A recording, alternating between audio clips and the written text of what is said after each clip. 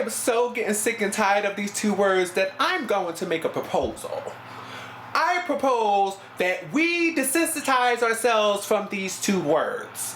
Why? Because these words have been used so much that it has lost its meaning. People do not know the definition of the word racism anymore. My speech impediment kicked in. And people do not understand the definition of the word homophobia. And the two words that I am talking about is nigger and fag.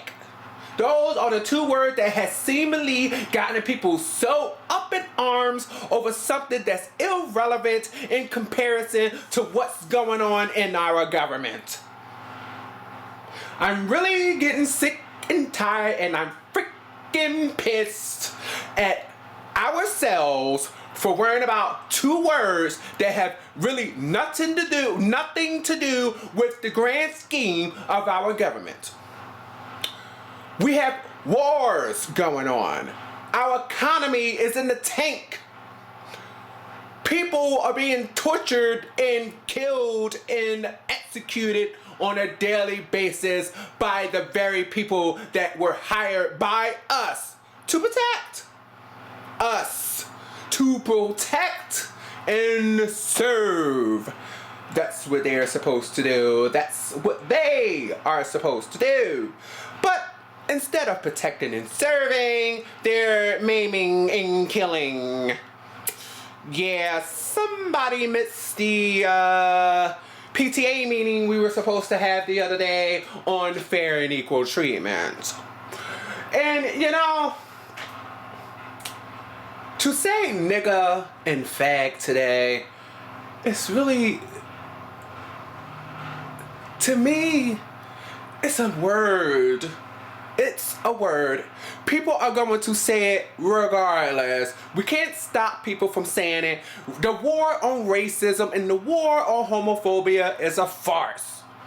The government does not care about your sexuality. They do not care about your race. These people care about money. It is the haves and the have-nots. That's the ultimate separation of people. Not racism, not homophobia, not this, not that, not the other. It's about the rich and the poor. And while you are sitting up here fighting over who can say the N-word or why people can't be homophobics, these people are distributing the wealth between themselves.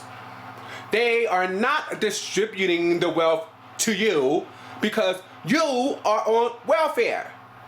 And welfare is not supposed to get you out of poverty. It's supposed to keep you poor and dependent upon the government, ran by the same people who are distributing the wealth between themselves. These people are the richest people in the entire world, and they are not going to give it up. So they create these illusions of let's just say they are dividing and conquering. And when they divide, they conquer. So they take one class of people and pick them against another class of people to keep them preoccupied with each other so they can overlook what the government is doing, which is screwing the fuck out of us. Open up your eyes, take a look around, and see where you are. Do you like being where you are? If not, then I think you need to start evaluating why you're in the position you are in. It's not because of the N-word, and it's not because of homophobia. Homophobia is not as widespread as the media wants us to believe it is. Racism is not as widespread as media wants us to believe it is. We have wars. Our dollar is collapsing. Cops are killing and brutalizing the American people. They beat a 4-year-old halfway to death. They beat and killed a 12-year-old handicapped in his own house. They stopped and killed and ate a 17-year-old because his father called the cops to stop his son from stealing his truck. The father put his faith in the police that they would return their son home unharmed, or maybe teach him a lesson and lock him in a prison. Never in his wildest day did he expect the cops to kill his son over something as juvenile as stealing your dad's truck because you got mad because he would not buy you cigarettes. These are some of the crimes that's going on in the world today, and instead of talking about those things, we want to talk about Beyonce.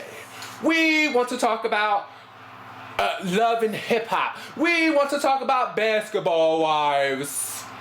Things that at the end of the day don't matter. So I want you to think about this, and I want you to really evaluate why we are in the position we are in. It is not because the world is racist. It is not because the world the people is homophobic.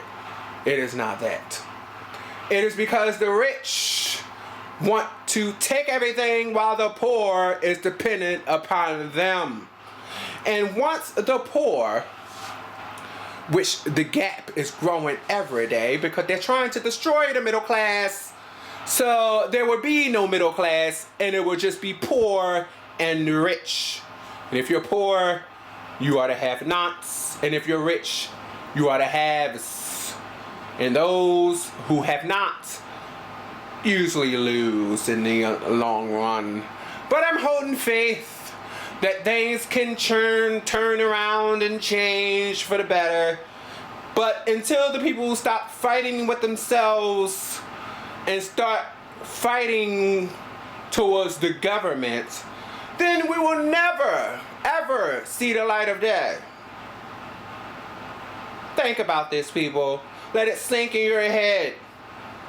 Let it be a lesson that these unimportant topics are just that. They're unimportant. They don't really matter at the end of the day. Who gives a damn if you are homophobic? It doesn't affect me. I don't have to be associated with you. They do not affect my life. You know what does affect my life? The government. They affect my life. They are the ones who control everything. Homophobic people do not control anything. In fact, they are in the same predicament as we are. Screwed. And that says the same for racist people. They are screwed.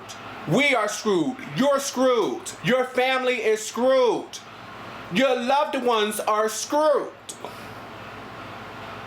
Let's get it together, people.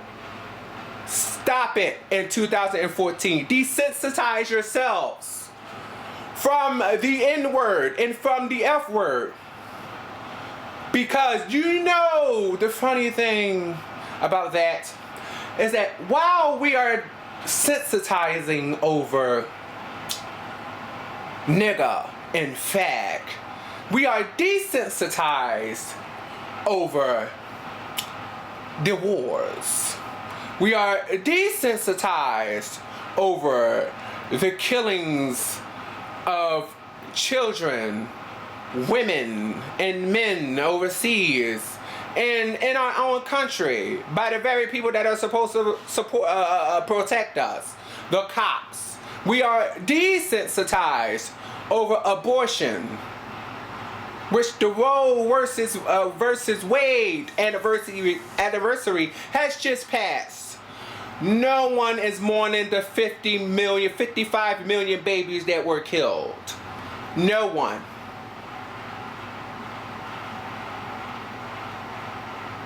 And that is sad that we are getting so pissed over words instead of actions.